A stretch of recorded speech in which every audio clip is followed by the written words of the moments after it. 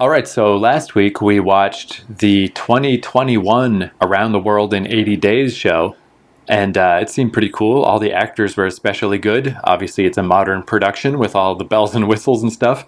But my only concern with it, we only watched the first episode so far, but my only concern was that maybe it seemed like it was potentially a little over dramatic. Because to me, Around the World in 80 Days is, a fairly whimsical story, hot air balloons and whatever. Jules Verne stuff. And that first episode, at least, see last episode for details, but it had some pretty heavy drama-rama moments. So just as we were talking about that, it came up that there's this 1956 version, this movie, that not only is from a more whimsical time, but it also won an Academy Award. So we thought, hey, maybe we should, for Best Picture even. So we thought, hey, maybe we should check this out just to see what the older version of this story is like as compared to the new one. Didn't you tell me it had 6 nominations? I don't think it won 6 prizes, but...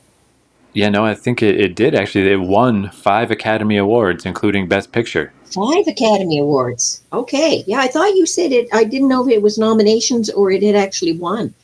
And I don't actually have a ton of info about this. This seems to be a recurring thing with Around the World in 80 Days stuff. I don't know how much there is to say about it. It's just, it's based on the classic 1873 novel. This one, 1956, American epic adventure comedy film starring David Niven. And it also, I guess I won't bother going through the whole list of people that are in this movie because he's Phileas Fogg. But apparently this is one of those ensemble films. There's 60 famous people in this movie. So yeah, I guess we'll just see as we go through. I'm sure you'll recognize more than I do, but I might even recognize some of them if there's that many. And yeah, like I said, it won 5 Academy Awards, including Best Picture. However, where a problem came up as I was looking into this is it appeared that this film is 3 hours long. And I was like, is that right? What the heck? And that brought back memories of It's a Mad, Mad, Mad, Mad World, which was also from this same approximate era and was also a bit of a whimsical, world-spanning comedy type thing with tons and tons of cameos. And that one was not worth it. That was not worth the 3 hours, So I was a little concerned about that in this case of is this really true? But what I managed to do, because it is unfortunately, they're not kidding, it really is 3 hours. They just did this back in the day. Every once in a while they just made a movie that was way too long. But it turns out that there is an intermission, which is fair enough, for a movie that long. But they left the intermission in the movie. So I snipped out the intermission, so that cut 10 or 11 minutes. And then the credits at the end of this movie, it was the longest credit sequence ever made up to this point. The credits alone are 6 or 7 minutes. So... Well, I suppose they had to give accolades to everybody, all the famous people that they have in the show. So basically, once I cut the credits and I cut the intermission, that took it way down. And then I split it in half. So... we're still going to have to watch this movie in 2 halves as though it's 2 episodes of a show, but each one is only about an hour 20. So that doesn't seem as bad. We'll watch the first half, we'll take a break, then we'll watch the second half. Now that you're mentioning it, this seems to have been a thing for a lot of those movies in the late 60s, I'm going to say. Ben-Hur, intermission. Cleopatra, intermission. There's all kinds of them that would seem to be the formula. Make a great, long, epic-type movie, Gone with the Wind, that was another one, and have big, long introduction, have an intermission in the middle, which was probably 10 minutes, I suppose, music played and all this stuff, and then you have the big, long ending with everybody's names at the end. Yeah, I bet if you did a search of how many movies have intermissions in them, they'd all be placed in the late 1960s. Or 50s in this case, mid-50s. Well, okay, let's say the 50s, late 50s, early 60s, not late 60s, but early 60s, somewhere probably between 1956 and 1963, 64.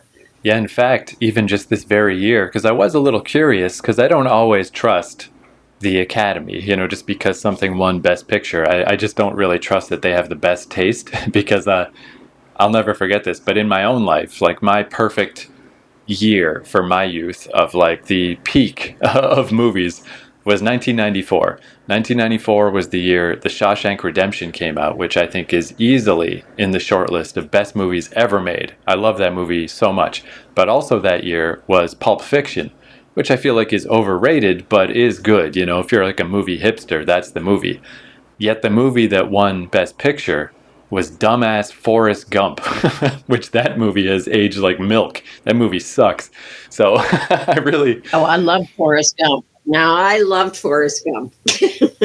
compared to Shawshank, I mean, if you had to pick which one of those two movies should win an Academy Award, you want this simple man who stumbles through historical events while his girlfriend bangs everyone? Come on. Yeah, but a lot of Forrest Gump would have appealed to Academy people because all those historical references would have meant something to them. Sure.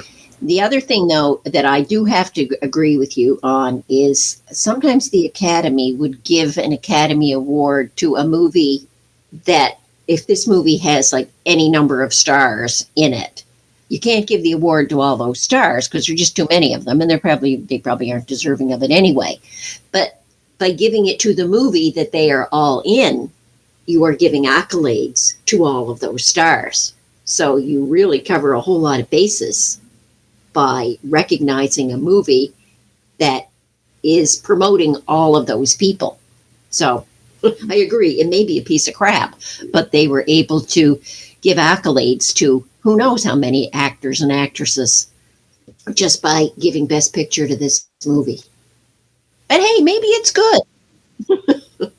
And sometimes they give an award to someone, almost like a lifetime achievement award. You know, they'll give an award to a famous director, but even though it's not his best movie.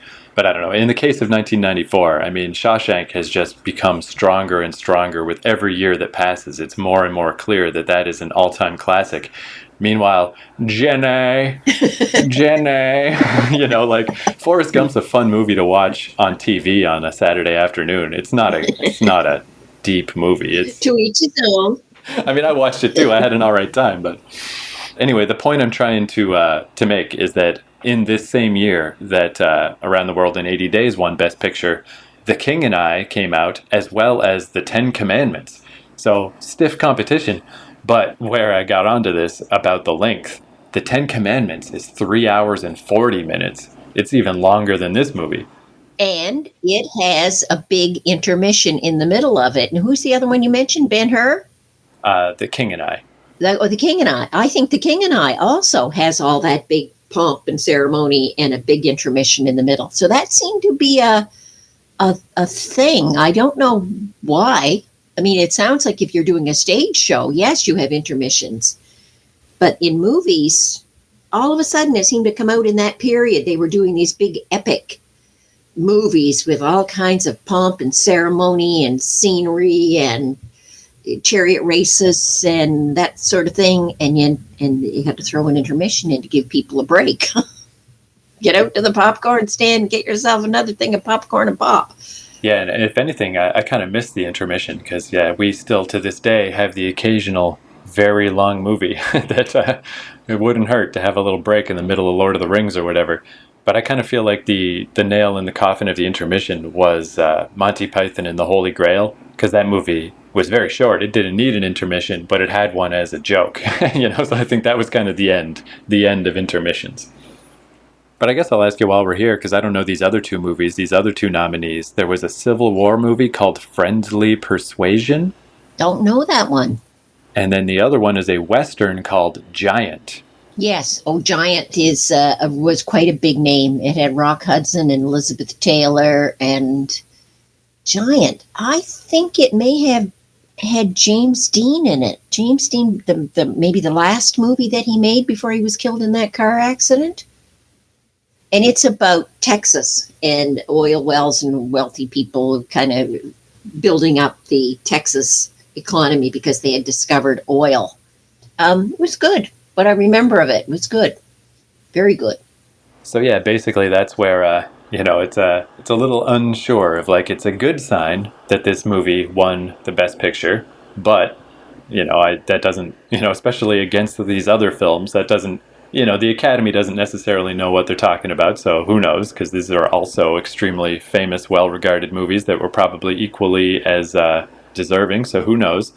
And I just still can't help but be nervous that, because this does seem like it's going to be what I was looking for, a more soft, whimsical version of Around the World in 80 Days, but the length is, I just can't stop thinking of It's a Mad, Mad, Mad, Mad World, because if you remember when we watched that movie, we were watching it at your law office on the weekend, and you had a weekend appointment, a rare, person could only come in on the weekend.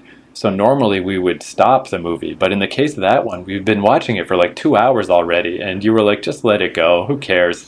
And yeah, for the next 35, 40 minutes, I watched it, and it wasn't even hard to catch you up on what happened. Man, that was a long movie. So I got to admit, I'm a little nervous about, I don't know, I feel like a big epic Ten Commandments Ben-Hur type movie seems more appropriate. It's weird how they would make these light-hearted comedies that were 3 hours. That's a weird thing to do. So we'll see. But if they're trying to be true to the original story, it might take that long. After all, the TV series with David Tennant in it, that's going to take 8 hours. That is true. That's very true. I was thinking that myself, that it is, a lot of it is just the your expectation based on the medium. And, again, we're not sitting in the theater. We're not stuck there for 3 hours. We're, we're going to split it in half and just watch it like a TV show. So that should help a lot. Well, let's start it up and see what it's like. I mean, it may be a piece of crap, or it may be absolutely fabulous. Jules Verne wrote many books. He was able to transfer his soaring imagination to print. His predictions were bold. What he wrote was regarded as fantastic fiction, but much of it has become fact. Flying machines, submarines, television. And yeah, so this is the point where it was the longest credit sequence in any film up to this point. It's 7 minutes, so I cut it, so we don't have to watch that. Oh, what an awful movie. I was thinking, it's you remember that story, the monkey's paw, where you make a wish, but then you get your wish, but it turns out it's not what you really wanted? That's what I feel like happened, because when we watched the current day, the 2021 version of Around the World in 80 Days, I said that I was a little concerned about the drama parts, that it seemed a little overly heightened, and that I kind of wished there was a version that wasn't a dramatic version. And I got to take that back. I guess I should watch my words, because that's exactly what this was. This is the version of Around the World in 80 Days with almost no conflict and no drama. And man, it's long. Just wow. And disjointed, terribly disjointed. Oh. Yeah, I don't know that I've ever seen a movie this kind of, I don't know, slice of life is the wrong word, because they are going to these exotic locales and you do get to see all these places. But yeah, it's deliberate. There is a very deliberate choice to make sure that, I don't know if Phileas Fogg even broke a sweat at any point during this whole adventure. I don't know if a single bead of sweat formed on his forehead ever. And it's that's a truly weird way to tell this story. And throughout the movie, he should have been always continually conscious of time and how he could squeeze all of this into such a limited time phase, but he really doesn't seem all that fazed by it. I mean, he does mention at one point that he kept it all. He's on that boat at the end going back to England, and he says he's kept, or no, I guess he says it after he arrives in England, that he kept it all recorded. But you never see him recording it. You never see him taking out his watch and saying, my God, we're not going to make it. Nothing. And I think that's what I would say if I was to revise my statement. When I said that I like shows that don't have conflict or that don't have plot, and that I kind of prefer that style of storytelling, that's not quite right, I guess, because I've seen what that looks like, and that's not what I want either. Really what I would want is for the drama and the stress put on the characters just to be placed in a different place. In the 2021 version, for example, instead of the stress of French revolutions and things, I just would prefer if the stress were placed on the travel itself. Like that's where I would focus the drama. And that's what's weird about this version is this version doesn't do either. It doesn't have any particular plots, and if it does, like when they rescued the princess halfway through in India, or even when they fight the natives in America, it's just like weird. They just skip over details and they sort of smooth over.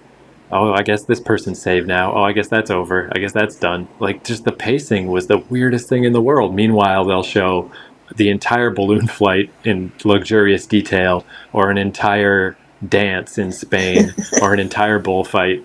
What a weird movie. And of course, introducing the cast of thousands, and you get the impression that they're only put in there just for these cameo appearances. They don't add anything to the substance of the movie or the pressure that they would be under. There's none of that. It's just like these guys are in there and they give a few little lines and then they're done. Yeah, so that's another thing I looked up is that, this idea, because the other movie like this that we watched was It's a Mad, Mad, Mad, Mad World, which also had, like 40 or 50 famous people in it, and was also 3 hours long and was also pointless and kind of boring. So it seems like this is a recipe to make a long, meandering movie. But one thing that is kind of interesting is that apparently this was the first movie to do that, where they took famous people and treated them like extras, which is kind of a novel thing to do. It's kind of a neat thing to do. And we were sort of trying to figure out as we watched it, like how did this movie get nominated for Best Picture, let alone win it? And I do think your theory about that is the one that makes the most sense. Is like, it's just a nice opportunity to give 40 famous people a Best Picture Oscar all in one fell swoop, because there's no way this movie... I was saying last week that I thought Forrest Gump was not as good as Shawshank, but obviously Forrest Gump is still an extremely well-made film. This is like a whole different thing. This truly did not deserve to be Best Picture. No, this movie is a piece of crap. And when I looked into the production a little more, I mean, obviously it's a big undertaking, but they did go to 13 different countries. They filmed in the real locations, and they did the whole thing in 75 days, which is extremely difficult, short time period to do this in. But it does seem like they got to each country, and then they just meandered around and filmed a bunch of nothing for a really long time, and then they just edited it a little bit. Like, it would be so easy to edit this movie down to 2 hours, and you would literally not lose anything. Every scene is way too long.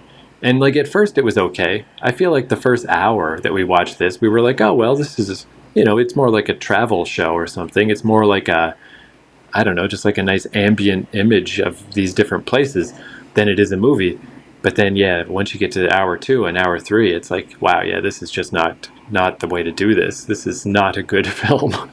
Well, and you can't just have scenes that could have a lot of excitement in them, and you build up the excitement. For example, rescuing the princess from the burning pyre.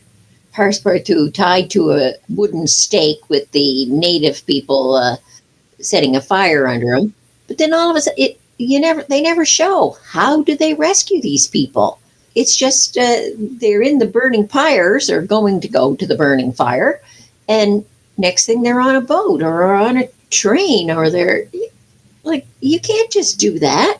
If you're building up that much excitement and putting all that energy into that excitement, show how you did it. I mean, well, just don't move on. Oh yeah, we rescued him. He's on the train now, or she's on the boat now, or it was just awful.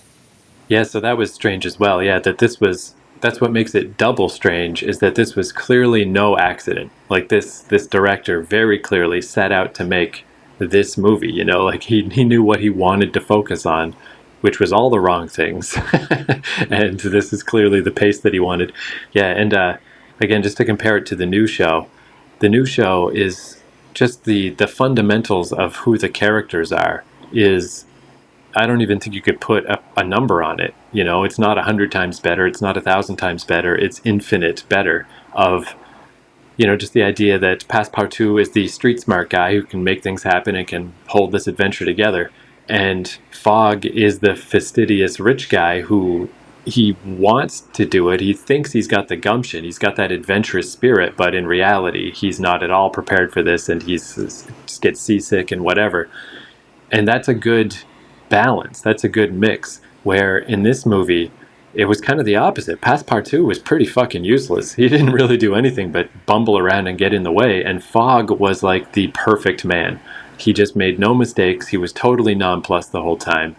He wasn't even concerned that he wouldn't be able to do this.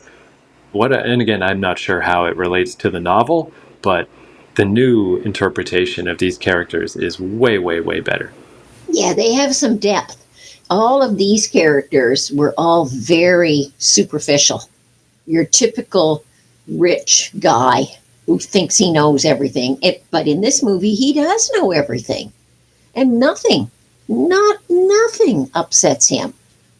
Even at the very end when he's lost the bet, it's like he's standing around a little morose. Well, I won't have my cup of tea. But he's just so one level. He has no character to him at all. He doesn't even take out his watch at any point in time and say, oh man, I don't think we're going to make it. Nothing. He just carries on. They're wearing his dapper suits wherever he goes. And I can't even say any more about it. It was just awful. I was willing to give it the benefit of the doubt at the beginning, but at the end of it, I would never watch that movie again if I was paid to do it. If I did, I had headphones or something, and so I could be doing something else at the same time. I'm sure there are some film nerds out there who have compiled lists of like least deserving Academy Award winners for Best Picture, but this is certainly on the short list. I mean, there's a lot of winners I've not seen, but yeah, very, very, very undeserving. Meanwhile, though, this was so long that we actually took a break in the middle, and we did watch the second episode of the 2021 show. And yeah, I'd say it seems like it's even kind of, especially compared to this interpretation, which was not at all what I wanted. The 2021 version, it seems like it's kind of writing itself a bit, because I was concerned at first that like the stuff with Passepartout's family was a little too dramatic. Where in episode 2, the way they did it is they still had a dramatic problem. They had a train that had to get across a broken or a very unstable train bridge because a kid needed to get to the hospital and whatever. And it was neat because you get to see what Fogg does bring to the table, you know, that he can do calculations and he can figure stuff out. And he's got severe weaknesses, but he also has, you know, big upsides that he can figure out stuff other people can't. So it still had the drama, but it was kind of bringing it into again, it's like focusing the drama on the travel more. And that's exactly what I wanted. So yeah, thumbs up to the 2021 show. It's going very well. And yeah, thumbs down to the 1956 version, which was just a weird film. I never had a lot of respect necessarily for Academy Award choices anyway. They always seemed to be very politically motivated or money motivated or something or other. But I'm telling you, if that was a winner in 1956, man, they've really hit the bottom of the bucket. Yeah, and we, you know, as we mentioned in the preamble, there was one of the other movies we weren't familiar with, but basically all the other nominees were clear potential winners. So yeah, there has to be, who knows how the Academy works, but it doesn't work clearly, whatever system they're using. Now, I have no doubt in my mind that was their flag to everybody who was a cameo appearance in there. By doing that, by giving it to that movie, they were saying, giving accolades to all those actors in the guild. Ugh. Ugh. Yeah, and again, I feel like the closest comparison as far as stuff we've watched, especially for this podcast, is It's a Mad, Mad, Mad World, because again, it was just a long movie that spanned a big adventure with a whole giant cast. And it wasn't any good either. I was not a fan of that movie at all. But it's a lot better than this movie. So it's like, yeah, I don't know how much further down the hole you can get. This is pretty bad. So yeah, again, I guess the only way I could see this movie, like I could see using it in place of a fireplace. Put it on in the background just as something to glance at once in a while if you want to see different locales. You know, just like, oh, look, now they're here, now they're there. But yeah, you should never sit down and try to focus on this movie. I wouldn't even give it that much. If I wanted to do that, I'd go and get some pictures of travels around the world. The hell with this thing. Yeah, no, you're not wrong. I'm just, I was reaching for the only thing I could think of, and yeah, it's not even great at that. It's still not the first choice for that. The only thing I can reach for is it stinks. All right, yeah, let's just end with that. You can't beat that.